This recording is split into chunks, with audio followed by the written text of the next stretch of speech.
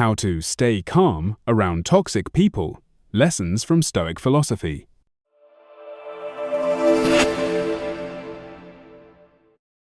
Have you ever walked away from a conversation feeling emotionally drained? Like someone just stole your peace? Maybe it's a coworker who constantly criticizes, a family member who always plays the victim, or a friend who somehow turns every discussion into drama. We all encounter people like this, and no matter how strong we think we are, their energy can seep into ours. But what if you could stay calm? What if you could remain centered, untouched by the chaos around you? The ancient Stoic philosophers Marcus Aurelius, Epictetus, Seneca faced the same types of people centuries ago. They were emperors, ex-slaves, and statesmen. They lived in times of war, betrayal, and political corruption, and yet they found peace. Not because the world was peaceful, but because their minds were trained to be. This is not a guide to avoiding toxic people, because sometimes you can't. You live with them, work with them, maybe even love them. This is about something much more powerful, learning how to remain in control when everything around you feels out of control.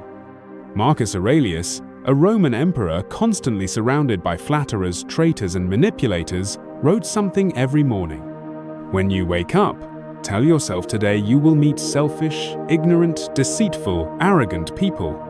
He didn't write this to be negative, he wrote it to prepare, to accept, and to choose his response ahead of time. The Stoics teach us that no one is toxic by nature. Rather, people behave destructively out of ignorance, pain, or habit.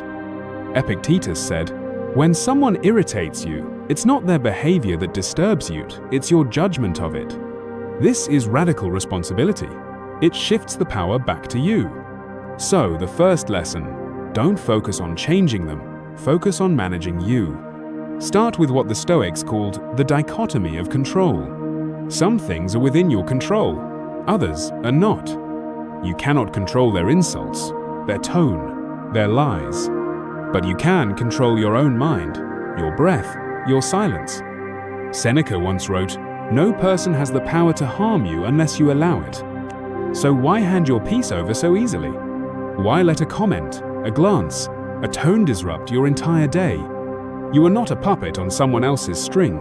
You have the power to pause, to breathe, to remain still.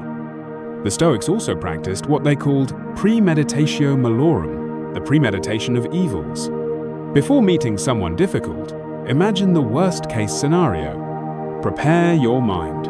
Picture their sarcasm, their dismissiveness, their passive aggression. And when it happens, you'll feel ready, not surprised.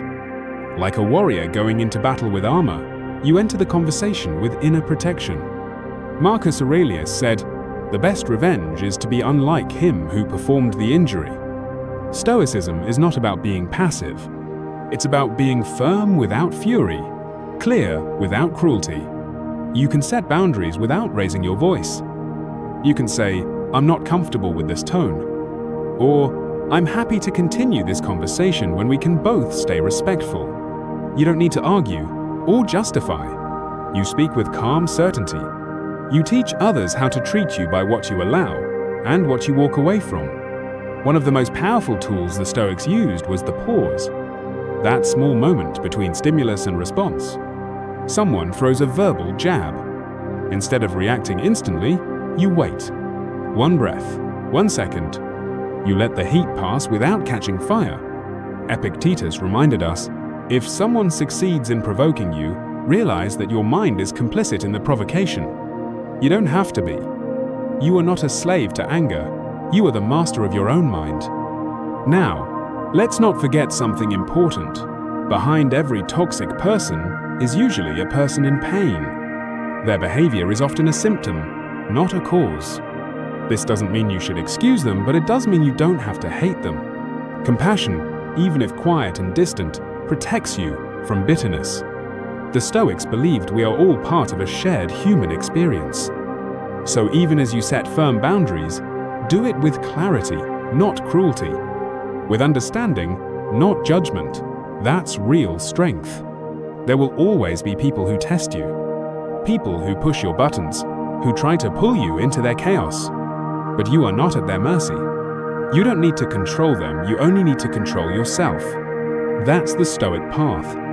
Calm is your superpower, stillness is your defense, and peace is your victory. If you found something valuable in this, consider subscribing for more Stoic wisdom. Because no matter how loud the world gets, there's always a quieter, stronger part of you waiting to lead. So, what's the takeaway? You can't avoid toxic people forever. They exist in your family, your workplace, your social circles.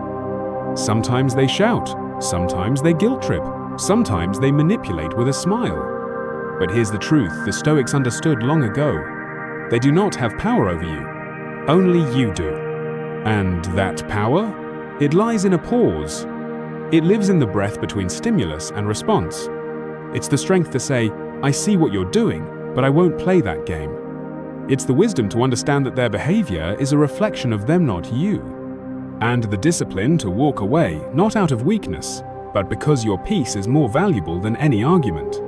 Epictetus lost everything: his freedom, his body, his status. But he never lost himself. He said, "No man is free who is not master of himself." Freedom is not found in changing others. Freedom is found in mastering your reaction to them. And yes, it takes practice. It takes falling into the trap a few times and realizing that wasn't worth my energy. It takes training your mind like a muscle building that pours, breath by breath. Not perfect, just better. So next time you feel that heat rising, that urge to snap back, to defend, to explain, try this instead. Breathe.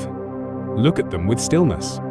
And remember, you are not here to match their energy.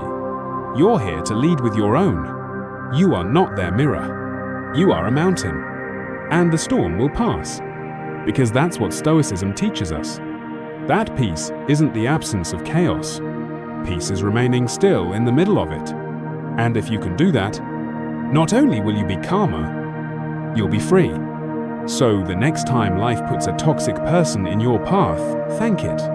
It's not an obstacle, it's a test.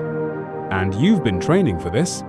Stay calm, stay grounded, stay stoic. If you enjoyed this journey into Stoic philosophy, don't forget to subscribe, share this with someone who might need it, and keep walking the quiet path, the path of strength, of reason, of peace.